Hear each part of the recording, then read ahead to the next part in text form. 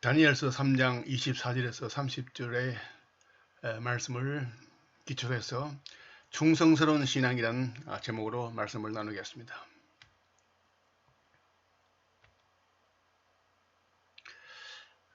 먼저 성경 본문 말씀을 잠시 봉독하겠습니다. 다니엘서 3장 24절에서 30절의 말씀입니다. 그때에 느부갓네살 왕이 놀라 급히 일어나서 보사들에게 물어 이르되 우리가 결박하여 불 가운데 던진 자는 세 사람이 아니었느냐 하니 그들이 왕에게 대답하여 이르되 왕이여 옳소이도 하더라. 왕이 또 말하여 이르되 내가 보니 결박되지 아니한 네 사람이 불 가운데로 다니는데 상하지도 아니하였고 그 넷째의 모양은 신들의 아들과 같도다 하고 느부갓네살이 맹렬히 타는 풀무불 아기 가까이 가서 불러 이르되 지극히 높으신 하나님의 종 사드락 메삭 아벳느고야 나와서 이리로 오라 하매 사드락과 메삭과 아벳느고가 불 가운데서 나온지라. 총독과 지사와 행정관과 왕의 모사들이 모여 이 사람들을 본즉 불이 능히 그들의 몸을 해하지도 못하였고 머리털도 그을리지 아니하였고 겉옷빛도 변하지 아니하였고 불탄 냄새도 없었더라. 느부갓네살이 말하여 이르되 사드락과 메삭과 아벳느고의 하나님을 찬송할지로다. 그가 그의 천사를 보내사 자기를 의뢰하고 그들의 몸을 바쳐 왕의 명령을 거역하고 그 하나님 밖에 다른 신을 섬기지 아니하며 그에게 절하지 아니한 종들을 구원하셨도다. 그러므로 내가 이제 조서를 내리노니 각 백성과 각 나라와 각 언어를 말하는 자가 모두 사드락과 메삭과 아벳느고의 하나님께 경솔히 말하거든 그 몸을 쪼개고 그 집을 그림토로 삼을지니 이는 이같이 사람을 구원할 다른 신이 없음이니라 하더라. 왕이 드디어 사드락과 메삭과 아벳느고를 바벨론 지방에서 더욱 높이니라. 아멘. 때는 주전 605년경이었습니다. 여호야김 왕 3년에 바벨론 왕 느부갓네살이 유다를 멸망시키고 백성들을 바벨론에서 포로로 잡아서 강제로 끌고 갔습니다. 그 끌려간 포로들 중에 왕족과 귀족들이 많이 있었습니다. 그 왕족과 귀족 출신 소년들 중에 다니엘과 사드락과 메삭과 아벳느고도 포함되어 있어서 함께 끌려가서 바벨론에서 포로 생활을 하게 되었습니다. 그때 느부갓네살 왕이 황관장 아스보나스에게 명하여 이스라엘 자손 중에서 왕족과 귀족 몇 사람 곧 흠이 없고 아름다우며 모든 재주에 통달하고 지식이 구비하며 학문에 익숙하여 왕궁에서 모실 만한 소년들을 데려오게 했습니다. 그래서 그들에게 갈대아 사람의 학문과 방언을 가르치게 하고 3년을 길러서 후일에 왕의 앞에 모셔서게 하였습니다. 그 선택받은 소년들이 바로 다니엘과 사드락과 메삭과 아벳느고였습니다. 그러나 이 다니엘과 사드락과 메삭과 아벳느고는 바빌론에 끌려가서 포로 생활을 할 때 절치부심하고 그들의 영혼 속에 뼈에 아로새겨 각오한 것이 있었습니다. 그것은 바로 절대로 타협하지 않고 오직 하늘과 땅과 세계와 그 가운데 모든 것을 지으신 여호와 하나님만 섬기겠다는 것입니다. 왜냐하면 유다가 다른 신을 따르고 우상에 절한 죄로 하나님께 심판을 받아 멸망했던 것을 그들은 눈으로 보았기 때문입니다. 여기 지금 그림으로 유다의 마지막 다섯 왕을 보여주고 있습니다. 오늘 얘기는 여기 여호야김 왕 시대였습니다. 이 유다가 멸망하기 한 몇 년 전 얘기가 되겠습니다. 자, 주님 풀무불 속이 시원합니다. 대단한 코멘트가 되겠는데요. 잠시 알아보겠습니다.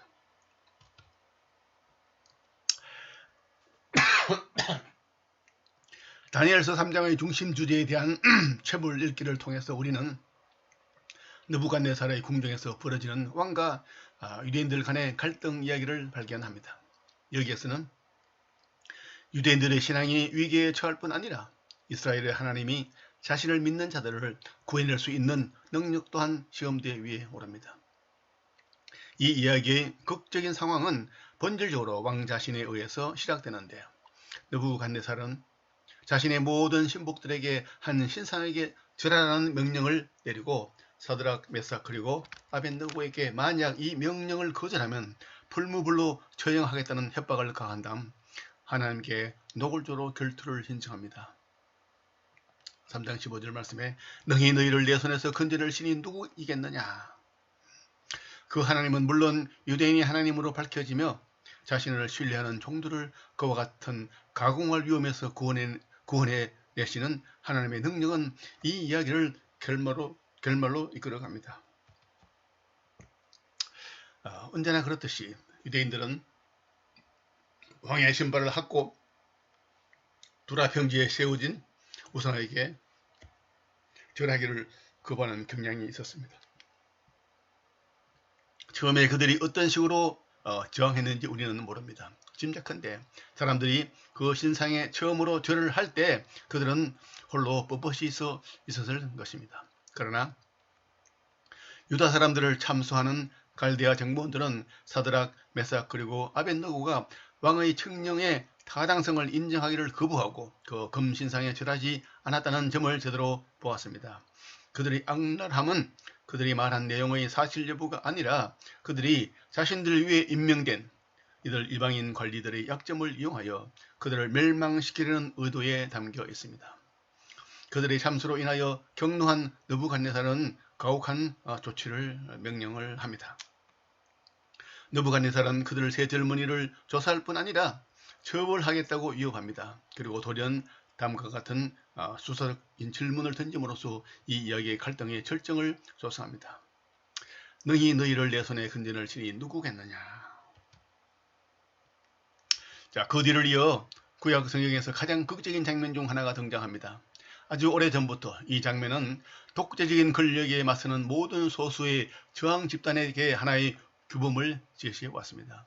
느부갓네살 앞에 서 있는 이 세 명의 유대인들의 모습을 통해서 우리는 공회에 나가서 대제사장 앞에 서서 사람보다 하나님을 순종하는 것이 마땅하니라고 발언하는 베드로와 사도들의 선배를 보게 됩니다. 바울은 또 벨릭스와 아그리파 앞에 섰습니다.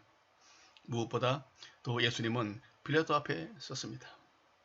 압도적이며 격분한 권력 앞에서 묵묵히 요동치 않고 자신의 정체성에 대한 절대적인 확신을 갖고 무엇을 해야 할지를 분명히 알고 있었던 이들 젊은이들의 모습에서 우리는 판사 앞에서 간증하던 퀘이커 교도들의 영적인 조상을 보게 되며 하나님 외에는 그 어떤 주권도 인정하기를 거부하던 스코틀랜드의 언약주의자들의 신앙적인 선배들을 보게 됩니다. 칼빈 자신도 이 장면을 좋아했습니다. 그래서 칼빈은 말하기를 따라서 죽음이 그들의 목전에 임했을 때 그들은 정도에서 벗어나지 않고 오히려 하나님의 영광을 자신들의 생명보다 아니 만일 그들이 신앙을 입증할 수 있는 생명이 더 있었다면 수백 개의 목숨보다 더 가치 있게 여겼다 이렇게 말했습니다. 우리는 여기서 우리 믿음의 선배들인 일제시대 신사참배를 한 모습을 우리는 기억해 낼 수 있습니다. 그들은 일제의 압력에 굴복하여 하나님을 경배하는 것을 버리고 일본의 신사에 참배를 했습니다. 또한 오늘날 한국 교회에도 과연 우리는 정부의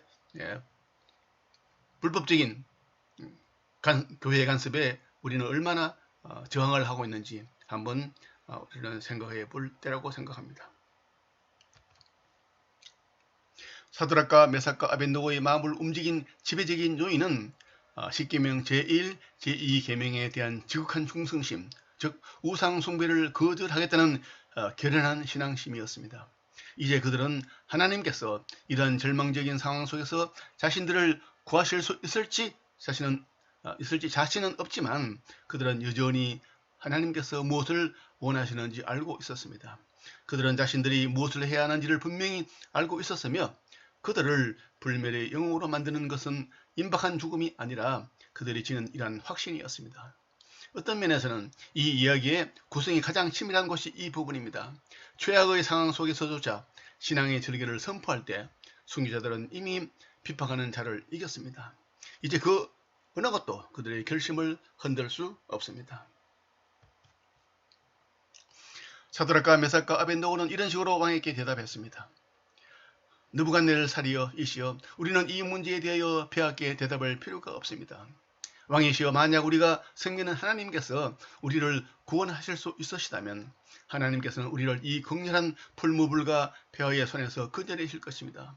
비록 그러하시지 않더라도 왕이시여, 우리는 폐하의 신들을 섬기지 않을 것이며 폐하께서 세우신 금신상에 절하지도 않을 것임을 아시옵소서.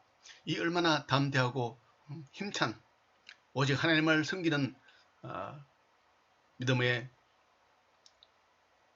모습을 우리에게 보여주고 있는 것입니까?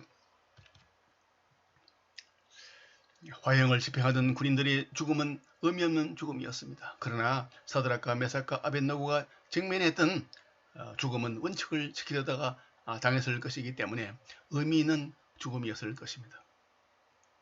어떤 면에서는 초기 기독교 시대에 로마에 박해했던지 아니면 중세의 종교 재판이었던지 아니면 적어도 가능성은 열려있는 아우슈비츠 수용소였던지 간에 그 이래로 믿음을 위하여 믿음으로 순교한 자들의 죽음은 의미가 있었습니다. 목적도 없이 학살당하거나 학살을 저지르는 과정에서 죽는 경우는 모두 본질적으로 어리석은 일입니다. 죽음이 의미 있게 되는 것은 자신의 소신이나 하나님의 명령을 거역하지 않으려는 자신의 권리를 박탈당하기를 거부하는 위대한 거절 때문에 초래된 죽음을 맞는 경우에만 그렇습니다. 풀무불에 떨어지면서 이들 젊은이들은 적어도 다음과 같은 만족감은 있었습니다. 그들의 죽음은 양심을 짓밟고 진실을 침묵시키려는 권력의 힘을 전복시켰다는 것입니다. 새 젊은이의 노래는 풀무 속에 네 번째 인물이 주께서 보내신 천사라고 전제를 합니다. 느부갓네살 자신도 이렇게 생각하고 있음이 분명합니다. 다니엘서의 독자들은 사자굴 속에서 다니엘을 보호하던 천사의 모습을 통해서 이 인물이 천사가 분명하다고 생각하게 됩니다. 그러나 23절에서 25절 자체는 신들의 아들과 같은 이 신부의 인물이 누구인지에 대해 단서를 제공하지 않습니다. 떨기나무 불꽃에서 그랬듯이 하나님께서는 자신의 자녀들과 함께 하시는 하나님이십니다. 신들의 아들이라는 용어는 욥기의 서론의 내용을 연상하게 만듭니다. 거기에서 욥의 시험이 시작되기 전에 우리는 하나님의 아들들의 모임을 발견하는데 이들은 틀림없이 천사적인 존재들입니다. 다니엘서에서는 그 역도 성립할까요? 즉 사람도 신들의 아들과 같은 이로 불리고 있을까요? 결과적으로 느부갓네살은 다니엘을 거룩한 신들의 영이 있는 자라고 말합니다. 그 네 번째 인물이 다니엘 또는 일종의 다니엘의 천상의 상대역일 수도 있을까요? 이에 대한 답은 분명하지 않습니다. 한 가지 확실한 것은 그 인물이 천사이든 아니면 하나님 자신이시든 아니면 이상적인 다니엘의 형상이든 하나님이 허락한 기적적인 존재라는 점입니다. 기독교 역사를 통해서 교회는 당연히 이 인물이 예수 그리스도라는 확신을 갖고 이 본문을 취급해 왔습니다. 어떤 이들은 심지어 느부갓네살을 예수 그리스도의 현현에 대한 정인에 포함시키기도 했습니다. 우리는 더 이상 다니엘 3장의 저자가 그러한 생각을 가지고 있었다고 상상하지 않습니다. 왜냐하면 장차 오실 메시아를 염두에 두고 미리 예견하려는 의도를 가지고 있었다면 그 저자는 3장에서 그렇다고 분명히 말을 했을 것이기 때문입니다. 그러나 일면으로는 이 인물은 장차 오실 구세주의 기능적인 운영을 제공할 수 있습니다. 왜냐하면 그가 정말 누구였든지 간에 그는 임마누엘로 그들과 함께 있었기 때문입니다. 그를 통해서 하나님께서는 자기 백성이 하나님을 가장 필요로 하는 시간에 그들과 함께 하셨고 그들의 실존에 가장 위급한 순간에 구원을 이루셨기 때문입니다.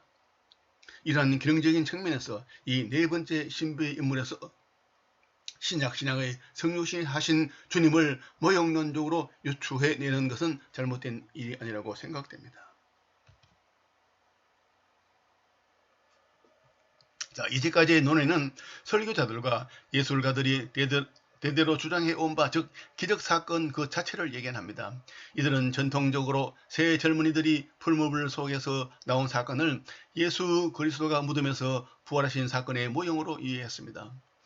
자, 모형을 정의할 때 비유를 통해서만이 이해할 수 있는 본문 안에 내재된 장차 다가올 사건에 대한 일종의 비밀 메시지라고 정의한다면 우리는 부득이 이러한 견해와는 결별해야 합니다. 그러나 이들 3명의 젊은이들이 죽음의 골짜기에서 빠져나온 것은 예수님의 부활과 그 부활을 목격한 자들의 경험에 대한 또 하나의 적절한 기능적 유출을 제공합니다. 그러나 만일 예수님의 부활이 이 원형에 대한 대형이라고 이해할 수 있다면 우리는 이 대형이 그의 원형을 능가한다는 점을 인정해야만 합니다. 여기서 대형은 예수님을 말하고 원형은 제 젊은이를 말합니다. 이들 제 젊은이들과는 달리 예수님은 죽으시고 장사 지낸 바 되시고 지옥으로 내려가셨습니다. 그 3명의 젊은이들은 비록 지옥과 같은 불길을 경험했지만 죽지는 않았으며 따라서 그들은 죽음과 멸망이라는 최종적인 형태로 인간의 비극을 자신들과 동일할 수 있을 뻔했던 고통과 비극의 온전한 경험을 성취하지는 못했습니다. 왜냐하면 그들은 죽지 않고 그 고통을 지나왔기 때문입니다. 이 대목의 결말에 이르러 느부갓네살은 직선적이며 적극적으로 하나님의 권능을 인정하게 됩니다. 유대인들의 하나님께서는 구원하는 능력이 있으십니다. 이 주제어는 여기서 주제어는 구원을 말합니다. 처음 사용된 느부갓네살의 효롱 섞인 질문을 상기시키며 유대인들이 잠정적이지만 신실하게 행한 고백을 상기시킵니다. 이 단은 6장에 기록되는 다니엘의 사자굴 시험 중에도 다시 등장하며 마지막으로는 하나님의 보편적인 구원의 순간에도 등장합니다. 느부갓네살이 사용한 지극히 높으신 하나님이라는 칭호는 자신의 신앙 고백이라기보다는 일종의 존경심을 표현합니다. 성경 외부 문헌에도 이 표현이 등장하며 성경에서는 이방인 선견자들의 고백에 담겨 있기도 합니다.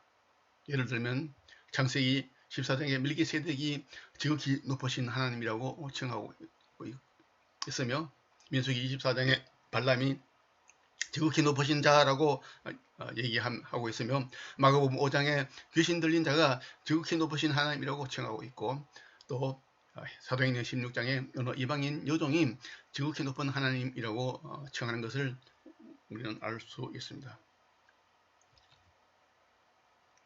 그러나 자신의 찬송에서 왕은 자신이 송축하는 미덕은 하나님의 미덕임을 전제하고 있으며 비록 우리에게는 다소 호전적으로 들릴지를 몰라도 여기서 느부갓네살은 사드락과 메삭과 아벳느고의 하나님께 대적하여 말하는 자는 그 몸을 쪼개고 그 집으로 걸음틀을 삼을지니라고 과도하게 위협하고 있습니다. 온전히 신실한 모습으로 하나님의 은혜에 응답하고 있습니다. 그는 유대인들이 하나님을 자신의 하나님으로 말하고 있지는 않습니다. 그러나 적어도 그는 하나님의 실제를 인정하고 있으며 그 과정에서 유대교를 자신의 왕국 내에 합법적으로 용인되는 종교로 선포하고 있음이 분명합니다. 유대인들은 느부갓네살 왕에게 또는 그 누구보다도 안티오코스 4세 에피파네스에게 바랄 것이 더 이상 무엇이겠습니까? 이 두 사람은 포악한 군주로서 유대인들을 무참하게 학대했지만 지금 느부갓네살이 유대교를 용인되는 종교로 선포하고 있다는 사실은 유대인들에게는 하나의 소독이라고 볼 수 있겠습니다. 지금까지의 에피소드를 근거로 해서 우리는 몇 가지 교훈을 얻을 수 있습니다. 첫째로 신앙의 최후 마지노선에 대해서 알아보겠습니다. 자, 우리가 이 죄악 세상 가운데 살면서 죄를 짓지 않은 의인은 없습니다. 또 많은 일이 우리는 신앙에 타협하고 양보할 때도 많이 있습니다. 그리고 나와서 회개하고 자복하는 일도 있습니다. 그러나 우리가 목숨을 바쳐서 절대로 양보하거나 타협할 수 없는 것이 있습니다. 그것은 바로 사드락과 메삭과 아벳느고가 목숨을 바쳐 지킨 것처럼 내 앞에 다른 신을 두지 말라는 것입니다. 하나님 이외에 다른 신을 두는 것은 우리가 타협할 수 없고 양보할 수 없는 바지나무 선입니다. 우상에게 절하지 말라. 우리는 절대로 목숨이 날아가더라도 우상에게 절할 수 없습니다. 하나님 이름을 망령되게 부르지 말라. 우리가 사랑하고 존경하며 너무나 경배하는 우리 하나님의 이름을 욕되게 하고 하나님 이름을 망령되게 부르는 일은 결코 할 수 없습니다. 그리고 안식일을 거룩히 지켜라. 이세 동안 일하고 제7일 하나님 앞에 나와서 하나님을 경배하고 하나님 말씀을 듣고 하나님을 예배하는 이 하나님과 인간과의 관계의 10계명의 4가지 개념을 우리는 결코 타협할 수 없습니다. 이것은 절대로 양보할 수가 없습니다. 인간과의 관계의 계명은 우리가 어기기도 하고 양보도 하고 타협도 합니다. 그러나 하나님 앞에서의 우리 충성스러운 신앙심은 타협할 수 없습니다. 이스라엘 백성과 유다 백성들이 하나님 앞에서 다른 신을 섬기고 우상에게 절하고 하나님 이름을 망령되게 하고 안식일을 지어버렸습니다. 그 결과 그들은 아수르와 바벨론의 포로가 되어서 처참하게 되었습니다. 이것을 안 다니엘과 사드락과 메삭과 아벳노고는 죽으면 죽을지언정 그들을 근본적으로 타협할 수 없는 이 신앙은 결코 타협하지 않기로 각오한 것입니다. 그러니까 하나님도 그들의 신앙을 존경해 주신 것입니다. 둘째로 하나님과 세상을 겸하여 섬길 수 없습니다. 우리가 단호한 신앙을 선포하면 세상과 부딪힙니다. 세상은 육신의 정욕과 안목의 정욕과 이성의 자랑으로 가득 차 있습니다. 세상은 단호한 신앙을 가진 사람을 파괴하려고 달려드는 것입니다.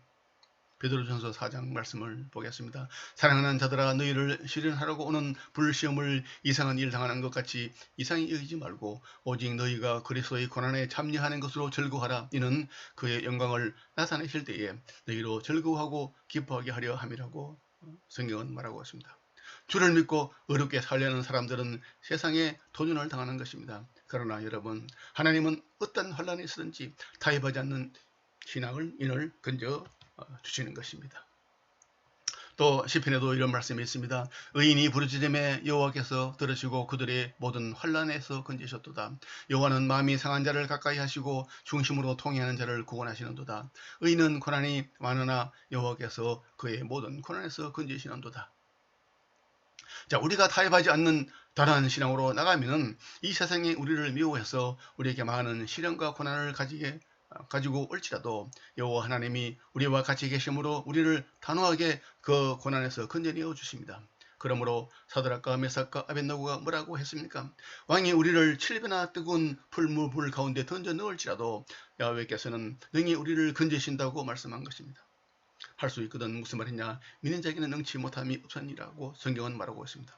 하나님은 전지전능하신 하나님이신 것입니다. 이제 세 번째로 네 번째 사람 하나님의 아들 예수님에 대해서 알아보겠습니다. 자, 예수님께서는 보좌에 앉아서 오늘날 즐기고 있는 예수님이 아니십니다. 주님은 우리의 목자가 되셨습니다. 그러므로 우리가 하나님을 섬기다가 사망의 음침한 골짜기로 지날 때 아무도 도울 자 없는 것 같이 생각하지만 주님께서 네 번째 사람으로 와서 우리 곁에 서서 우리의 손을 잡고 우리와 함께 걸어가 주십니다. 여러분 성경에는 주님께서 주의 지팡이와 막대기로 아니하시나이다고 했는데 지팡이는 주님께서 인도하여 주시는 것을 말하고 막대기는 주님의 권능을 말하는 것입니다. 주님이 인도하사 주님이 권능을 베풀면 불꽃도 사람을 태우지 못합니다. 불꽃 가운데도 자연의 법칙을 초월해서 사드락과 메삭과 아벳노고를 보호한 것처럼 오늘날도 주님은 여러분과 같이 하셔서 여러분을 보호해 주십니다. 아브라함의 하나님, 이삭의 하나님, 야곱의 하나님은 죽은 자의 하나님이 아니라 산 자의 하나님이십니다. 그러므로 우리가 단호한 믿음을 가지고 주님 앞에 나가면 우리 생활 속에 주님이 나타나서 그 근세와 능력으로 우리를 이끌어 주시기 때문에 주를 비방하고 안 믿는 사람들조차도 그 주의 영광을 바라보고 감탄을 합니다. 그 흉악하고 무도한 왕 느부갓네살, 수많은 사람의 생명을 파리 목숨같이 죽이던 그도 사드락과 메삭과 아벳노고의 하나님께서 불 가운데서 그들을 건지는 것을 보고 감탄해서 이러한 신이 이 세상에 있었다고 들어본 적이 없다라고 말을 했습니다. 그리고 그도 하나님을 경배할 것을 고백하고 모든 사람에게 이 하나님에 대해서 경솔히 말하면 그 몸을 쪼개고 그 집을 걸음토로 삼을지라고 말한 것입니다. 그럴 정도로 그는 감화 감동을 받은 것입니다. 우리가 타협하는 신앙을 가지면 사람들은 우리를 향해서 비웃습니다. 저 사람 예수 믿는다고 하면서 자기 신앙을 지키지 못하고 타협한다고 손가락질을 합니다. 그러나 우리의 믿는 바 흔들리지 않고 단호한 신앙을 가지면 사람들은 처음에 우리를 욕하고 우리를 대적하다가 나중에는 감동하고 스스로 항복하게 되고 오히려 우리의 신앙으로 말미암아 나타나는 하나님의 영광과 능력을 보고 감탄하고 나중에는 우리에게 동조하게 되는 것입니다. 여러분, 미개하던 옛날에 절대적인 왕권이 지배하에 있던 이방에 포로로 잡혀가서 그것도 우상을 섬기는 나라의 고급 관리가 되어서 단호한 신앙을 지킨다는 것은 정말 힘든 일입니다. 오늘날 우리 한국의 정부의 고관으로 임명되면 야인으로 있을 때의 자기 주장을 버리고 정부에 아침하는 많은 인사들을 봅니다. 그것은 죽기 아니면 살기로 각오한 사람만이 그런 이방에서 높은 권리의 생활을 할 수 있습니다. 그러나 그 목숨을 내어건 충성심을 가진 사람에게는 하나님께서 함께하여 주십니다. 주께서 역사하사 그에 따르는 표적으로 하나님의 사랑과 은혜와 말씀을 확실히 증명해 주십니다. 성경은 우리에게 말씀하십니다. 예수 그리스도는 어제나 오늘이나 영원토록 동일하시니라. 나와 여호와는 변하지 아니하니 라고 말하는 것입니다. 옛날 사드락과 메삭과 아벳노고와 다니엘 시대의 하나님은 지금 우리의 하나님이 되십니다. 그때 그들과 같이 계신 우리 주 예수님은 오늘날 우리의 구주가 되어서 우리와 함께 계시는 것입니다. 그때 그들이 단호한 신앙으로 이방의 왕의 명령을 두려워하지 아니하고 네 앞에 다른 신을 두지 말라, 우상에 절하지 말라, 하나님의 이름을 망령되게 부르지 말라, 안식일을 그렇게 지키라는 이 네 가지 계명을 철저히 지킬 때 하나님은 그들을 버리지 아니하셨습니다.